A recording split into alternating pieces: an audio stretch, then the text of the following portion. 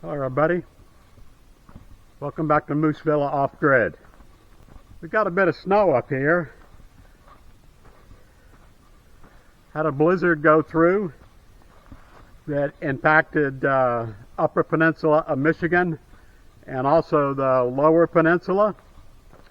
And here in the area of my property we got about 22 inches of snow. Now I'm staying at a cabin down here near Gaylord. I rented a room here for a couple of weeks. I'm in between cat sitting jobs, and this was a good warm place to stay. It's just a room, it's not the entire cabin. I don't need very much, but it did give me an opportunity to be up here and to enjoy the beauty of all of this snow. And while enjoying the beauty of all this snow, I've been thinking of projects to do for the homestead.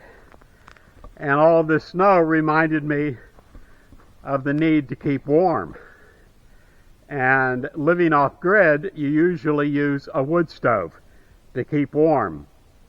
And when I had the tiny house, of course, I had a wood stove in the tiny house, and I lived in the northwest portion of Wyoming and also right up off of Lake Superior in the upper peninsula.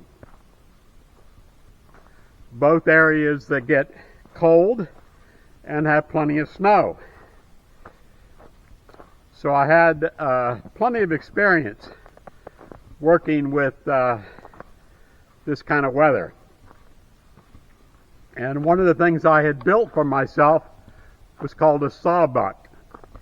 It's a device that you use to cut up trees when they are no longer viable, especially when they've fallen down during blizzards and whatnot, and cut them up into firewood. And so that we don't reinvent the wheel, I'm going to go ahead and present portions of that video again at the end of this small intro, so that you might be able to make a sawbuck for yourself, or at least be able to see how it's done. Now, many of us just buy our firewood pre-cut and pre-split, things like that. I tend to like to do my own, and as such, I'll be using the ATV to go out into the woods and pull out fallen down trees, bring those back and cut those up. So let's take a look at how I am going to make a sawbuck. Today we're going to be making a sawbuck, like you see here. There's a lot of plans on the internet for sawbucks. They're pretty easy to make. They just consist of 4 8-foot 2x4s that you cut down to 4-foot lengths. But the difference between my sawbuck and the others you see on the internet is I'm specifically making mine for a tiny house. A lot of my wood needs to be cut to very short lengths. My firebox will only accept a 6-inch piece of wood, and a lot of the wood that I get is pre-cut at like 18 inches, or it may even be longer and such. And I need a sawbuck that I can use to be able to cut my wood up into 6-inch pieces. You can see here that I've specially designed it so that I can stick it in here, and it's supported in the middle where this would normally be an open space. And that way you can just stick your board there, take your chainsaw, and cut right down through it. So let's get started with our video and see how to build one of these. Let's go over some of the supplies that we're going to need for the job here. I've got 6 2x4s that are 8 foot long. I've got a circular saw. I've got an encourager or a hammer if needed. I'm going to be using a speed square, of course a pencil, tape ruler. I have some 3-inch torque head screws. I have 3 bolts, 3 nuts, 6 carriage washers, actually 6 nuts. So these are going to go in the middle so that we're able to fold this thing up if needed. And then I have my drill and impact driver and my tool chest here. So that pretty much covers the basic tools that I need. If I need anything else, we'll go get it. But let's get started on this. And the first thing we're going to do is to measure all 6 of these boards 4 feet long. And then we're going to cut them at 4 feet. So let's go ahead and do that now.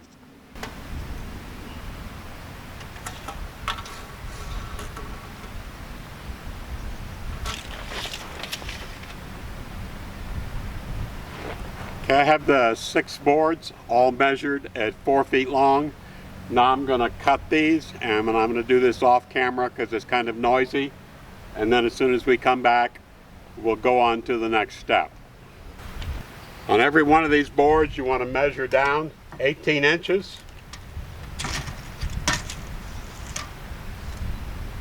Mark it. Take your speed square, run across there. Find the center, mark that,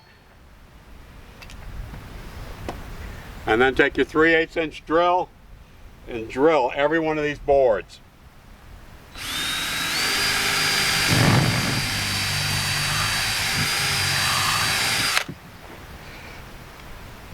You want to drill it straight up and down so that the boards meet together and they're not off angle and stuff. You're going to do that to all 6 boards.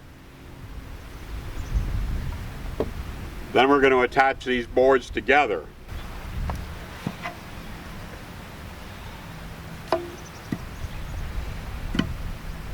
Okay, we've got 2 4-foot boards that are cut with a 30-degree angle. We're going to turn one of the boards backwards like this so that the angles are opposed to each other. Then we're going to put the 2 boards together and put a bolt through this. When we have it complete, it's going to look like this. It's going to form a fork, and we're going to make 3 of these forks. So let's see if we can get one of these bolts in here. Here's one right here. Stick it through there. Line it up with the next hole. Give it a little encouragement.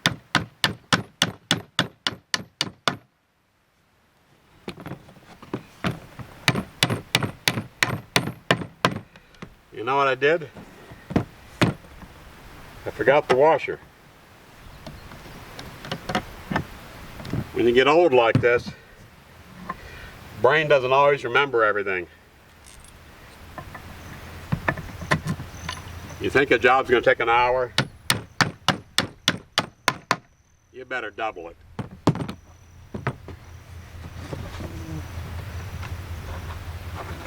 Put a washer on the back side. Take a nut, put on here. Screw it down. Take a universal socket wrench, otherwise known as a crescent wrench.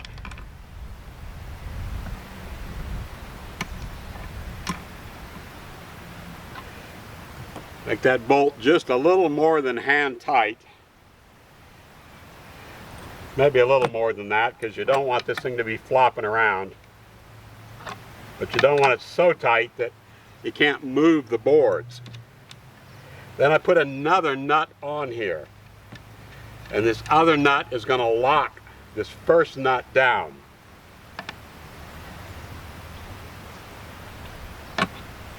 There we go. Now let's see what we got. Put this up like this.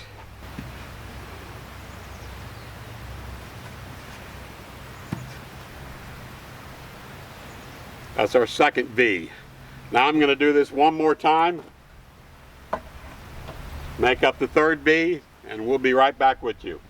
Okay, now I've got 2 of these 4-foot long boards that I cut off the 8-footers. I'm going to put them together and make them even at the end, and then I'm going to measure every 6 inches. And this is going to be marks so I know where to cut every time I'm cutting my firewood, because my firewood needs to be about 6 inches long in order to fit inside my firebox.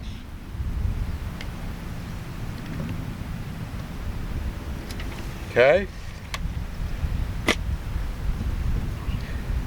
and these 2 are lined up. I can just put the speed square across here and run a thick black line with a magic marker or a Sharpie.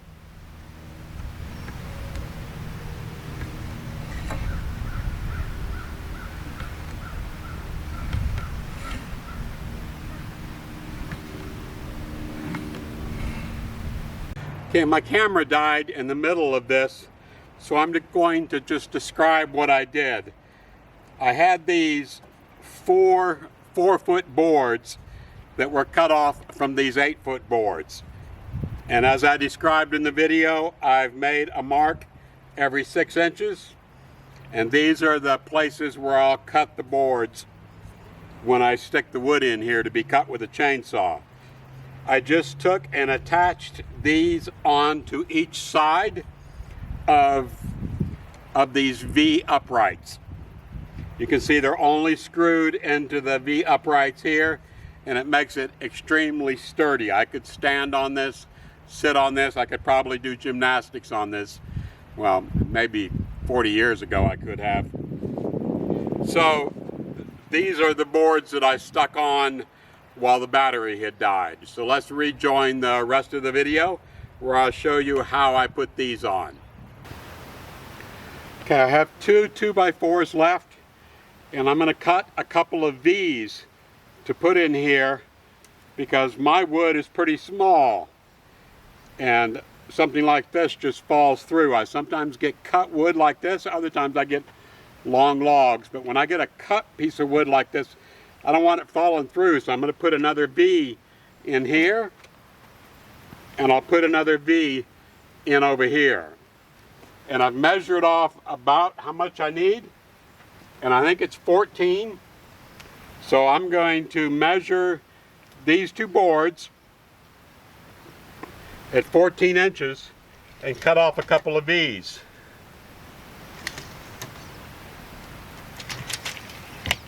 Pretty easy job, actually.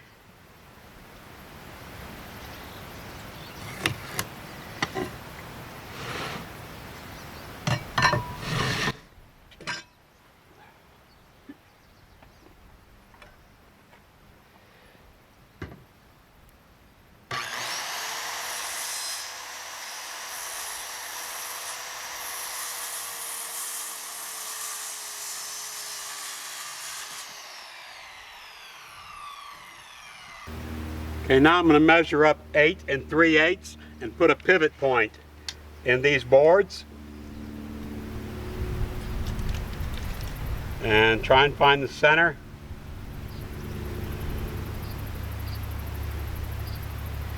So we're going to put a screw in right there. We'll measure this next set of boards, 8 3/8. Find the center.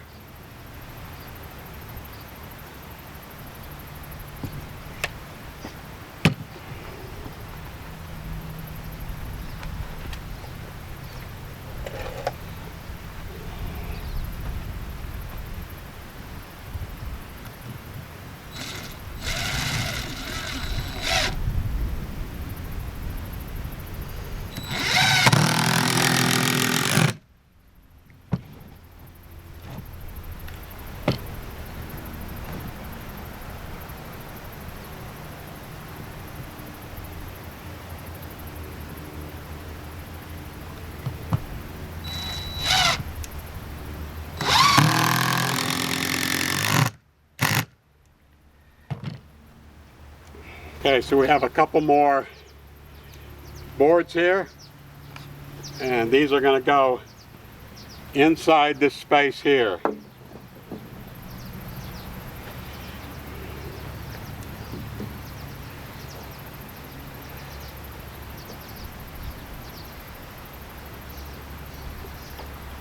And these will help to hold shorter boards, so we don't have to hold them up or strap them in there or anything like that. It's one of the complications of having a tiny house.